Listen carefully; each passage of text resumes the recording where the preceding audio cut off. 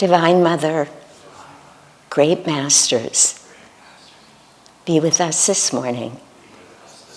Help us to purify ourselves of all past karma, of all delusion. Help us to look only upward, to always be behaving with right attitude and in right action. Help us to remember that we can attain ultimate freedom in this very life. Om, peace, amen. For those of you who have not participated in a fire ceremony with us before, all fire ceremony really is ancient ritual. We do this in an Eastern tradition where I will be offering in the name of all of us and acting as a channel for these masters. First, ghee into this fire, offering our heart's devotion, because ghee is of itself purified. That's what we're offering into this fire, our pure love and devotion. And then after that, with our second mantra, the Mahamrutyunjaya mantra, kernels of rice that will represent all of those vrittis, all of those past habits, thoughts, tendencies that keep us separate from God. We're offering it into the fire, beginning with the Gayatri mantra, as a means of saying, we offer everything to you, Lord, that has kept us separate from you. So in this very moment, be as quiet and still as you can.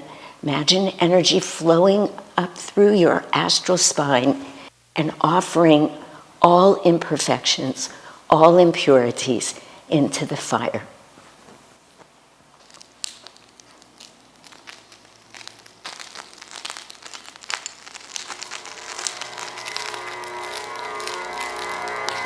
Om Bhurvuvah Swaha Om Tatsaviturvaraniyam Bhargo Devasya Dhimahi Dhiyo Yonaha Prachodayat.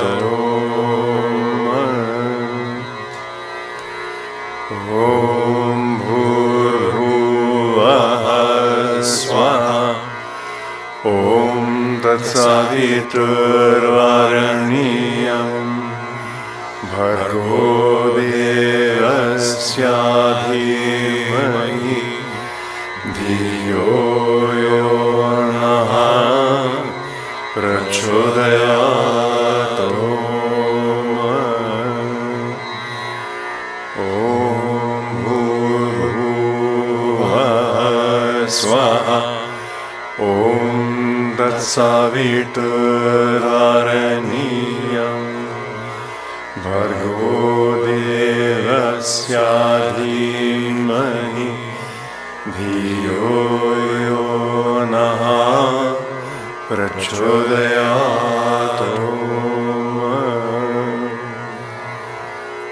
Om Bhurvuvah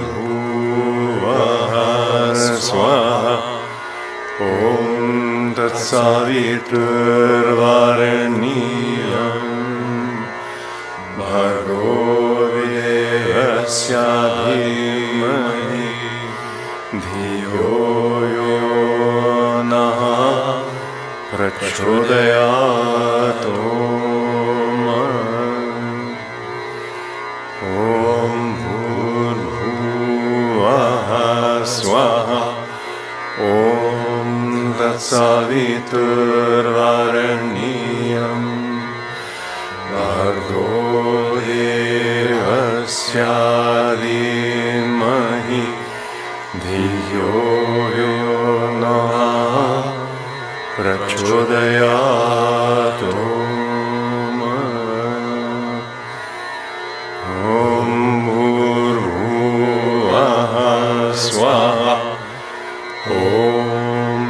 तत्सवितुर्वरेण्यं भर्गो देवस्य धीमहि धियो यो नः प्रचोदयात्।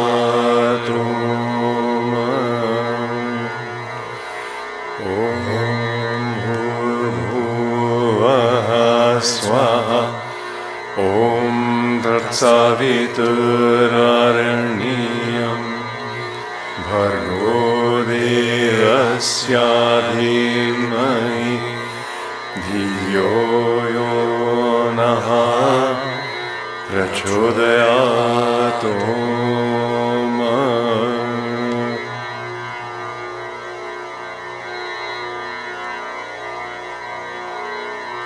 ॐ त्र्यम्बकं यजामहे सुगन्धिं पुष्टिवर्धनम् उर्वारुकमिव बन्धनान् मृत्योर्मुक्षीयममृतात् स्वाहा।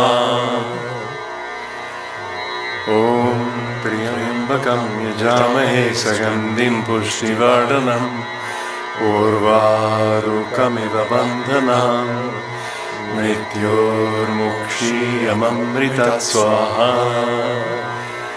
ॐ त्र्यम्बकं यजामहे सुगन्धिं पुष्टिवर्धनम् उर्वारुकमिव बन्धनान् मृत्योर्मुक्षीयममृतात् स्वाहा। ॐ त्र्यम्बकं यजामहे सुगन्धिं पुष्टिवर्धनम् उर्वारुकमिव बन्धनान् मृत्योर्मुक्षीयममृतात् स्वाहा।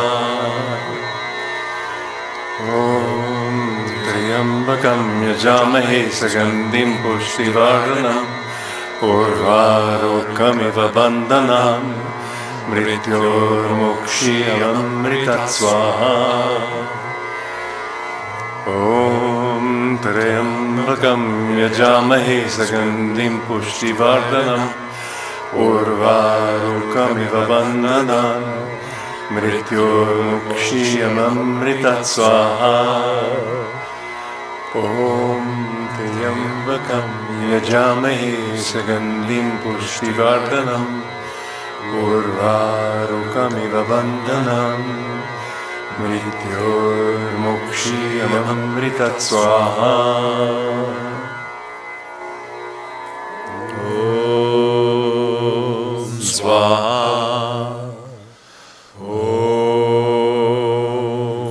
स्वाहा। ॐ स्वाहा।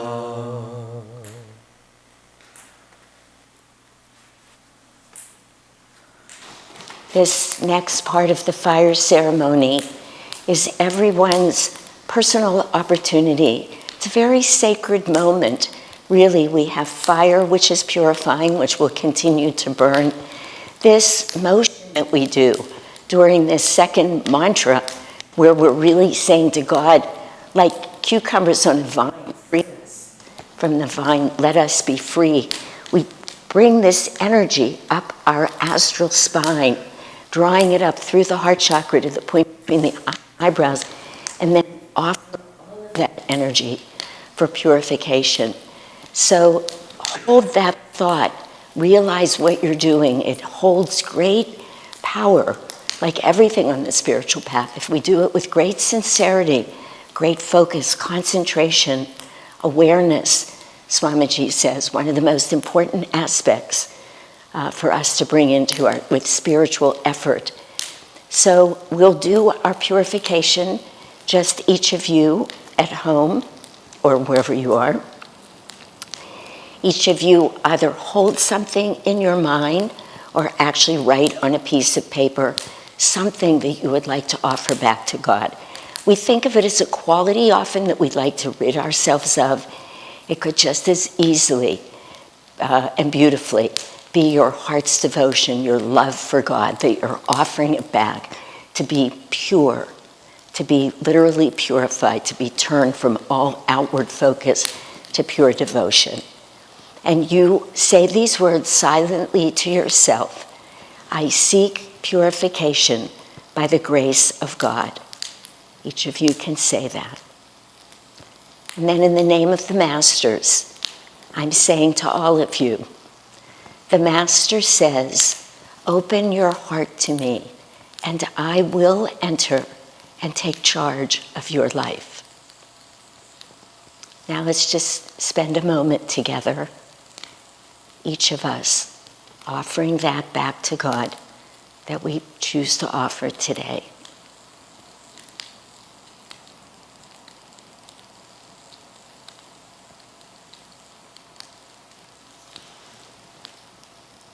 By the grace of our Masters, you are free.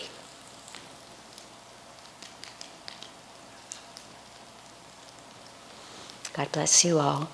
We'll have some music now, and our service will begin at 10 o'clock. Fill my heart with music, I dance through life with thee. I sing your song and sorrow's gone, in joy I live ever free. I sing your song and sorrow's gone, in joy I live ever free. I sing your song and sorrow's gone, in joy I live ever free.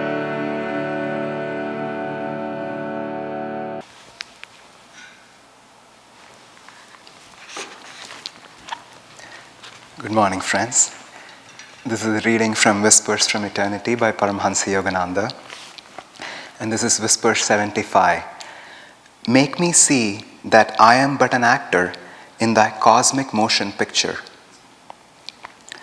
Beholding the ever-changing sound and motion pictures of life, I am aware that this turbulent dancing show is only a vast illusion. The tragedies, comedies, and paradoxes of life, the dreams of birth and death, the changing scenes and places that surge around us, all these are nothing but movies designed to engage us in the cosmic illusion. O divine operator, with thy cosmic vibratory light, thou dost show us ever new thrills, a motion picture true to all our five senses, keeping us amused and entertained through sight, sound, smell, taste, and touch. O magic operator, thy true seeming spectacle beams daily onto the screens of our consciousness. I take it as thy grace that I have been chosen to play both tragic and comic parts in thy drama. I am happy to have acted all those parts, both of sorrow and of joy. Still, Father, give me now and then a few days of respite from my task. Let me retire to my closet of introspection, stand before my own thought audiences, and behold with laughing heart all the tragedies and comedies I have enacted. Teach me to look upon all that happens in my life with a pleased, interested attitude, that at the end of each episode, no matter how sad or difficult, I may exclaim, "Ah, that was a good show, full of thrills, suspense, and excitement. I am happy to have seen it, and I have learned much from it for my own benefit."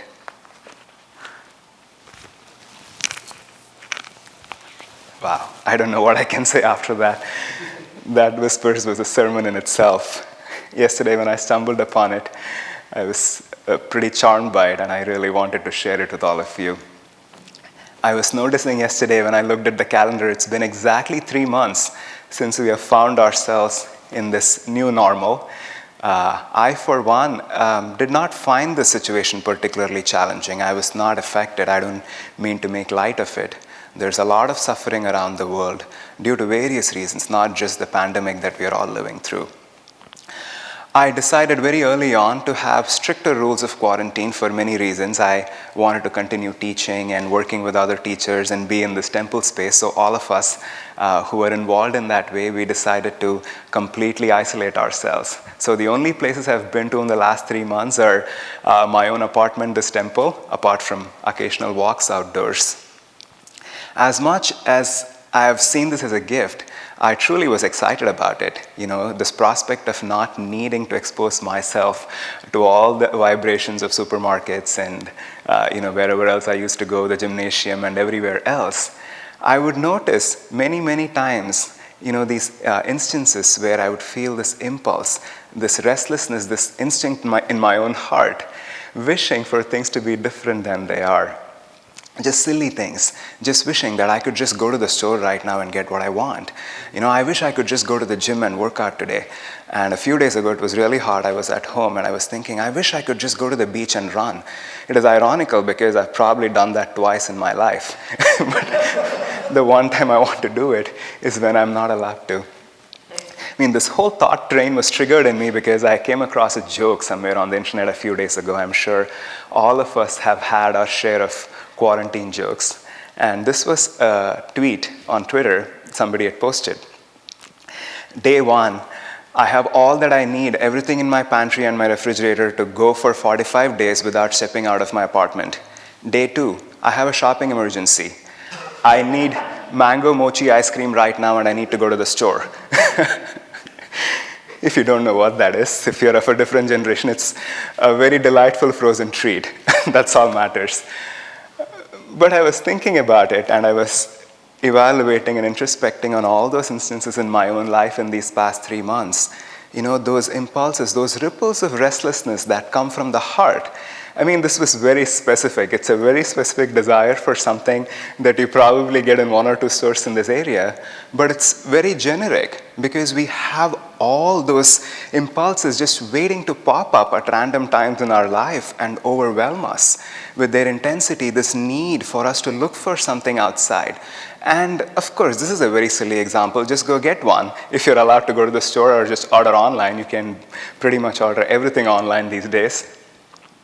But sometimes these are much bigger. What we are seeking is very difficult to find or sometimes even impossible to find in this world. And yet it pushes us, it moves us forward, this restlessness to find something that we think is going to make us complete, is going to make us happy. And last week, we looked at this topic, how do devotees fall? The readings were last week and this week are 2 parts of the same topic. How do devotees fall and how do they rise? And we are looking at the life of Judas from the Bible. And we have this, I want to almost say, the scary verse from the Bhagavad Gita. I should say disconcerting, not scary is not the right word. I've heard this so many times, and yet every time I hear this verse read from the Bhagavad Gita, there's a part of me that just is surprised, is disconcerted. It's a little painful to acknowledge this power of Maya, this force of delusion that we could be so easily drawn down. Krishna is telling Arjuna, pondering upon sense objects, it leads to attraction. And from attraction comes desire. From desire, impatience, restlessness, anger. And from then, we forget our own true highest self. We forget who we are. And from there, we lose our discrimination. And once we have lost our discrimination, he says everything is lost. Because we no longer know what is right and what is wrong. And that's this downward spiral that we looked at last week. And in this week, we are looking at how do we rise above that. And the story that we have been seeing, I realized yesterday that we spent 4 weeks on this one incident that happened in the house of Martha and Mary, 4 Sundays. Because there are so many teachings in this one story, and there are only 4 characters here. Jesus, Mary, Martha, and Judas. And we pick this reading, we pick this story from different threads every week because it has so much to offer to us. It's extremely powerful spiritually. And I think there are 2 reasons why. The first one is it's very relatable.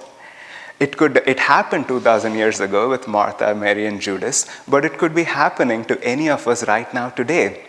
We can see ourselves in all those shoes, and it's very instructive for us on how we want to deal with those life situations. And the second aspect of it is this, as I was meditating on it, all these 4 characters reside within us. All these 4 people, Jesus, Martha, Mary, and Judas, are just aspects of ourselves that we're constantly working with. Jesus, I don't even need to say, He's awakened Christ consciousness. We are not working with Jesus so much. He is a witness. He is like Krishna in the battle of Mahabharata. He's simply there. He's not participating in the battle. He's about that duality, that Christ consciousness. He's witnessing and he's guiding and drawing us all the time to that light. But those other three characters, we work with them a lot in our own daily lives, and we have those three people inside us. First, we have Martha, the sister who is taking care of everybody, who's cooking in the kitchen, who's a little upset that Mary wouldn't come and help her. Her intentions are right. She wants to do the right thing. But as Swamiji describes, she's caught up in that restless fussing. She's caught up with that restless mind. Her ego is drawing her outward, and she's missing the point. It's that aspect of ourselves where we miss the point. We are constantly restless, being drawn out, and we lose sight of what it is that we are doing. And then we have Mary, the other sister.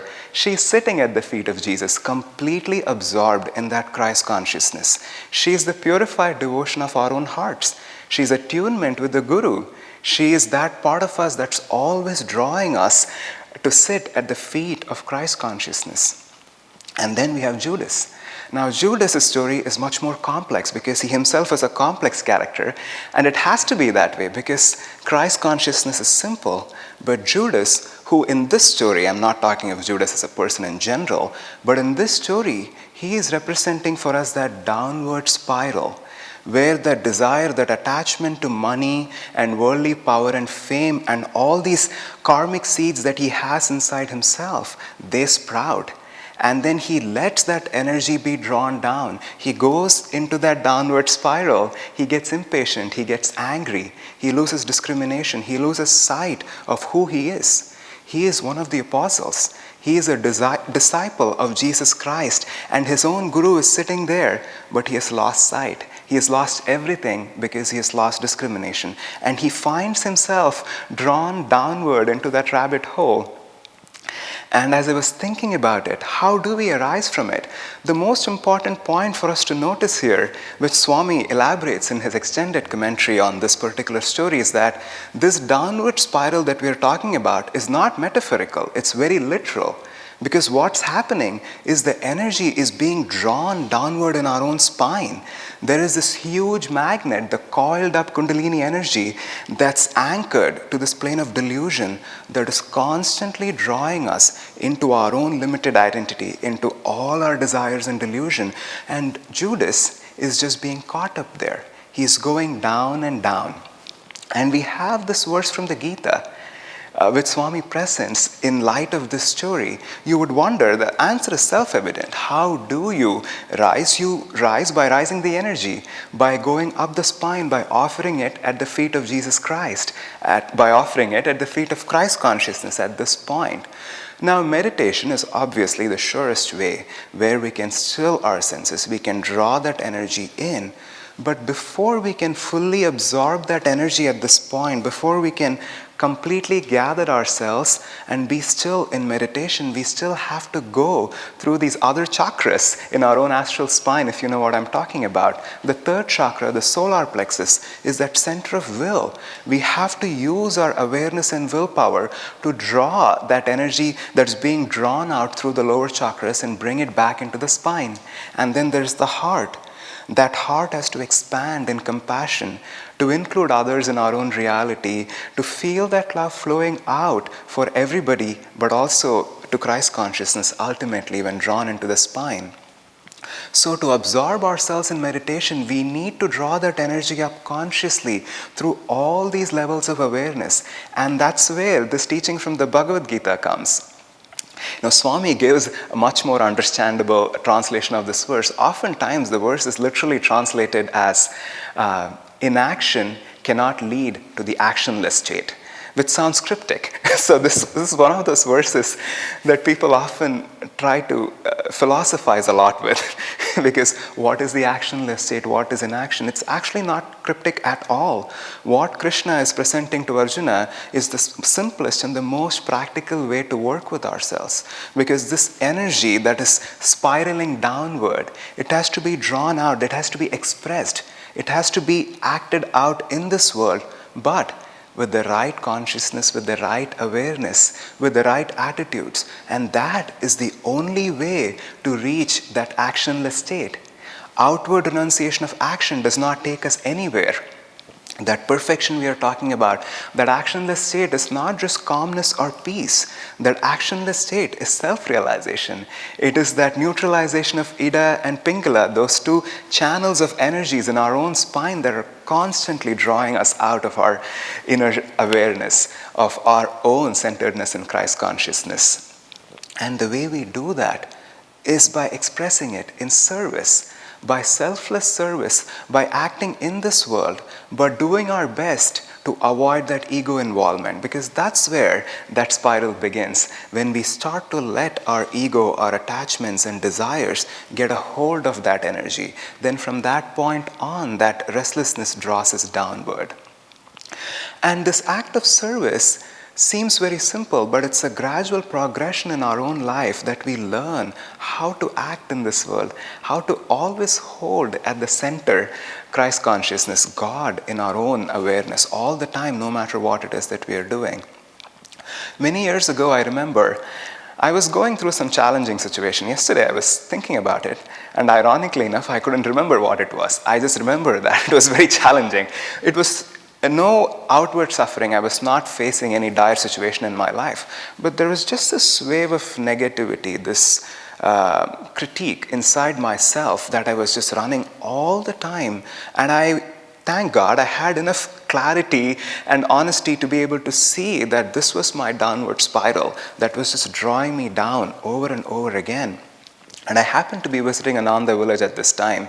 And I was at Crystal Hermitage. For those of you who have been there, this is Swami Kriyananda's residence that's up at Ananda village. This must have been even before Moksha Mandir, because I remember meditating in those gardens, so probably 5 or 6 years ago. And I remember meditating in front of a statue of Babaji that's in this garden. And I was praying very, very fervently, very sincerely. I really, really wanted to be out of this. I really wanted to somehow neutralize this negativity that I was living through. And as I was praying, this voice came to me very strongly. I think of it as Babaji. It was perhaps my own intuition. It was telling me, this is all you have to do. You have to perform one act of service every day without any vested self-interest. And if you can do that, you will always be protected. That's all. That's all came to me. Now, thankfully, Babaji didn't tell me to meditate 3 hours a day. Then it might have taken some negotiation. I wouldn't have left the spot. But I was quite happy to receive that intuition, because the first thought that I had was, wow, that's simple enough. And I felt so reassured. I can go back and do this, and this will help me come out of the situation. And so I came back, and I was trying to do my best to do at least one act of service every day. And I went along with it for at least a couple of weeks or more. And then I gradually started realizing it's not as easy as I thought it would be. Not the act of serving in the world, not doing something, that comes so naturally to me. I can do a lot of things. But what's not easy is to act without that vested self-interest, without thinking about myself. And I would always find this thing or that thing to do, and I would think of somebody else. I would cook, or I would make a phone call, I would write an email, I would help somebody in some way, I would do my best. Sometimes I would forget, and at 9 p.m. at night I would be praying in my meditation, asking what I can do.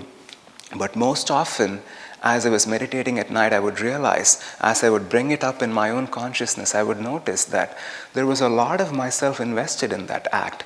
Although I was thinking this was a pure act of selfless service, there was so much that was happening there. If I introspected, if I could notice all the citizens and elements in my own consciousness, maybe I did this to this person because I wanted them to be pleased with me. I wanted to be recognized in some way. I did this because I really, really enjoy it. So none of these things are wrong. I'm not saying this or sharing this for us to be anxious or obsessive about what we are doing and always be worried about being attached to the ego. That's not the point. It's just a reminder to know how easy it is to get sucked in, and how we want to do our best, constantly reminding ourselves what it is that we are doing, why we are doing. Because this act of service is so subtle. Acting out in this world, acting in this world, expressing that energy, we want to do our best to always remember where that source is and what we are really doing. My friends know me really well. I can stay very, very busy. I'm really good at that. I can do a lot of things and I like to stay busy.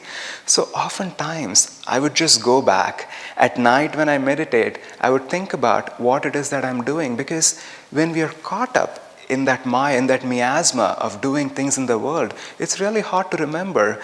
You know, one of the things I've been really enjoying these days is the form of service that's the most enjoyable to me is cooking for people.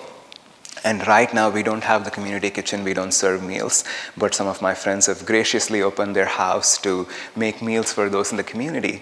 So I've been enjoying occasionally on Saturdays going there and inviting 2 or 3 people. All of us are fully isolated and safe to the best of our abilities.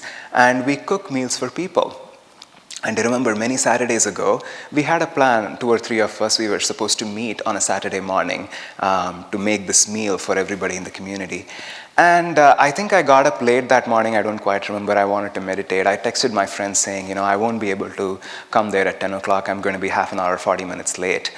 You guys get started, just chop the carrots, do this, do that. And then I went, I put my phone aside and I went to meditate. And I went to the kitchen about 30, 40 minutes late. Everybody was there. And all the carrots were there, the chopping boards, the knives, and everything was there. Nobody had opened or done anything. I thought, well, that's fine. They probably did not know what the right chopping size was. They were waiting for me to come and show what needed to happen. So I immediately went about. I opened the bag of carrots. I washed it. And then I brought it to my chopping board and I started chopping. And one of my friends stopped me. And he said, Sai Ganesh, the reason we didn't start is because we wanted you to come and lead a prayer for all of us. And I thought to myself, how easy it is to forget. How easy it is to think that what I'm doing is chopping carrots. I'm making a pot of soup. I'm making this dish. I'm going to work on this project. I'm going to write this piece of code. I'm going to teach this class. I'm going to do this in the world. And we forget that inner attunement, that consciousness of Mary, where she was first absorbed at the feet of Jesus completely in meditation. And then as Swami describes, then she's performing outward action. She's washing the feet of Jesus Christ. But it was not different. She was coming from that same place, from that same awareness of offering herself fully into that Christ consciousness. I want to share a story with all of you before I end. This is a story from the Ramayana.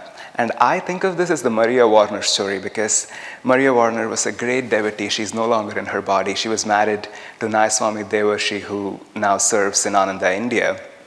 And I believe this must have been one of the last talks she gave in Ananda village. It's a video on YouTube. You can easily find it. And I knew the story. This was one of the stories I grew up with. Hearing this even probably when I was 3 or 4 years old, but the way she shared that story was so deep and powerful. I use it as a reminder in my own life, in how to serve, in how to act in this world, no matter what the outward circumstances are. And this is the story of how the Indian squirrel got 3 lions on its back. Maybe some of you know this story. If you don't know what the Ramayana is, I'll give you a 15-second summary. Ramayana is the story of this great Lord Rama, who is an avatar, who is an incarnation of the divine, who is a self-realized being, who incarnates as a noble prince. And he marries Sita, who is no less. She is an incarnation of Divine Mother herself. And right before his coronation to be the next king, because of some circumstances, he is banished to the forest. And right around the same time, there is this demon king called Ravana. He lives in the island south of India, Sri Lanka, and he comes and she abducts. He kidnaps Sita and takes her with him and imprisons her. And now Rama has to travel the entire stretch of the country and go to Sri Lanka and fight this battle to win Sita back. And Rama is no longer a king. He is living in the forest as a hermit. So he starts gathering all his friends and disciples as he makes this journey to the south of India. So he has this army of monkeys. His primary disciple is Hanuman, the great monkey warrior, and bears and tribal rulers and all of them who join him in this quest to fight this battle against this demon king. And when he reaches the southern tip of India, he realizes that there is this stretch of ocean that the whole army needs to cross in order to get to Sri Lanka, in order to face the King Ravana in battle. So there's no way to cross this ocean except to actually construct a bridge. So he asks all his friends, the monkey warriors and all the animals and everybody who's helping him, let's start gathering rocks. Let's construct this bridge. And everybody, these are very, very powerful warriors, they start bringing big boulders and they start filling the ocean with these huge rocks so this army can pass and go to Sri Lanka. And there's a squirrel that's watching all of this. And this squirrel thinks, I'm really, really devoted to Lord Rama. I really want to serve him. But I'm not as strong as all these monkey warriors and these great beings who are carrying these huge mountain boulders. What can I do? And he keeps wondering, and then he realizes, rather than wondering, I'm just going to do my best. And this is the beauty of the story. He starts carrying these small particles of sand and pebble, and he starts filling up all the holes in that bridge. And Lord Rama is so pleased by the devotion of the squirrel. At the end of the story, give me a second.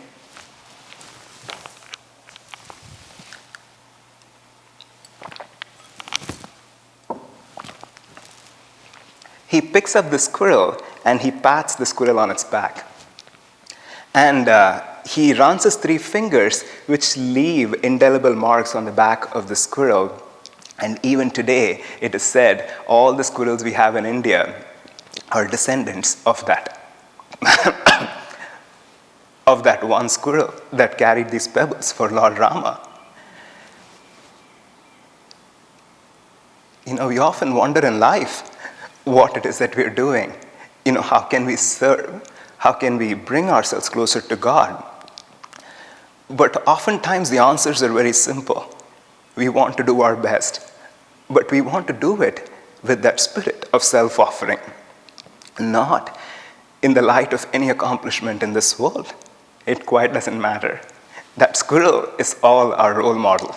The more we can live in that consciousness, in that awareness of simply giving ourselves, of offering whatever we have, small, big, it doesn't matter, the more we get closer to God.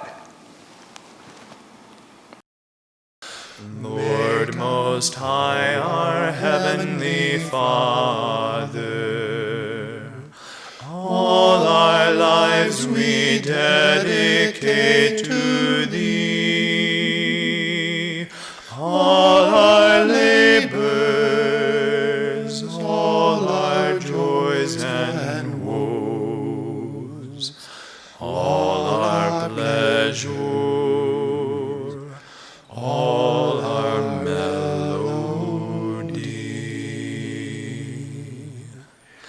Make us each a channel of Thy peace. When in darkness, guide us from above. Where there's sorrow, may we sow Thy joy. Where there's hatred, may we share